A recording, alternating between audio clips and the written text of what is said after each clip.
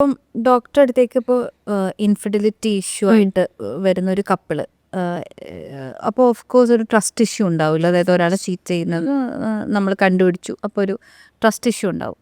അപ്പോൾ എന്താണ് ആ ട്രസ്റ്റ് ബിൽഡ് ചെയ്യാൻ, ഐ മീൻ റീബിൽഡ് ചെയ്യാൻ ഡോക്ടർ? സോ എഗെയിൻ ഈ ഇൻഫിഡിലിറ്റിയുടെ എക്സ്റ്റെൻഡ് അനുസരിച്ചിരിക്കും.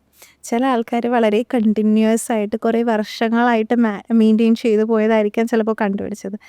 ഒരു ഇൻഫിഡിലിറ്റി ഒരു അഫെയർ നടക്കുമ്പോൾ നമുക്കുണ്ടാവണ അല്ലെങ്കിൽ ഇത് കണ്ടുപിടിക്കുന്ന ഒരു സാഹചര്യമാണല്ലോ. അപ്പം നമുക്കുണ്ടാവുന്ന കുറേ സെൽഫ് ഡൗട്ട് ഉണ്ട്.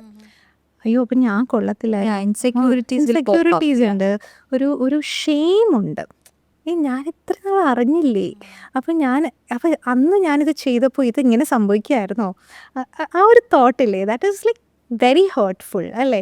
ഇപ്പോൾ കുട്ടികളൊക്കെ ഉണ്ടെങ്കിൽ അതും കൂടെ. ചില ആൾക്കാർക്ക് ഇത് ഭയങ്കര പേഴ്സണലായിട്ടും ഭയങ്കര സെൻസിറ്റീവായിട്ടും അത് കാണുന്ന ആൾക്കാരുണ്ട്. അങ്ങനെയുള്ള ചിലർ ഇപ്പോൾ നമ്മൾ നേരത്തെ ഇമോഷണൽ ചീറ്റിംഗ്, ഫിസിക്കൽ ചീറ്റിംഗ് പറഞ്ഞ പോലെ. ഇപ്പോൾ ഈ ചില സിറ്റുവേഷൻസിൽ ഇപ്പോൾ ചില ആൾക്കാർ പറയും എന്നാൽ പോട്ടെ, അപ്പോൾ നമ്മൾ ഓക്കെ. അപ്പോൾ ചിലപ്പോൾ ആൾക്കാർ അത് എൻഡ് ചെയ്യാവുന്ന രീതിയിൽ പറയുമ്പോൾ മറ്റേ ആൾ പറയും ഇല്ല ഞാൻ ക്ഷമിക്കാം എൻ്റെ കൂടെ നിൽക്കുമെന്ന് പറയും. I don't know how much I should agree with it. എന്ന് വെച്ചാൽ മറ്റേ ആൾ പോകാൻ റെഡി ആയിട്ട് നിൽക്കുകയാണ്, അപ്പോൾ ഇയാൾ പിടിച്ചു നിർത്താൻ നോക്കുകയാണ്.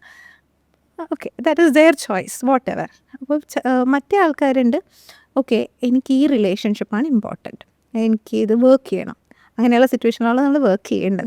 സോ അങ്ങനെയുള്ള സിറ്റുവേഷനിൽ the one who cheated has to help the other person get over that insecurity. Okay, അതായത് ഇത് എത്ര നാൾ വേണേലും, അതെ, എത്ര നാൾ വേണേലും ഇതെടുക്കാം, എത്ര തവണ വേണേലും ഇത് പിന്നെയും വരാം.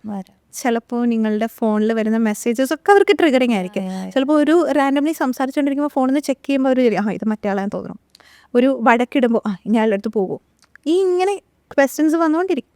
അപ്പോൾ ആ സമയത്ത് നമ്മൾ റീഅഷ്യൂർ ചെയ്യേണ്ടി വരും. You might have to put extra efforts. അതായത് കൂടുതലായിട്ട് നമ്മൾ എവിടെയാണ് പോകുന്നത്, എന്താ ചെയ്യേണ്ടതെന്നൊക്കെ ചിലപ്പോൾ പറയേണ്ടി വരും.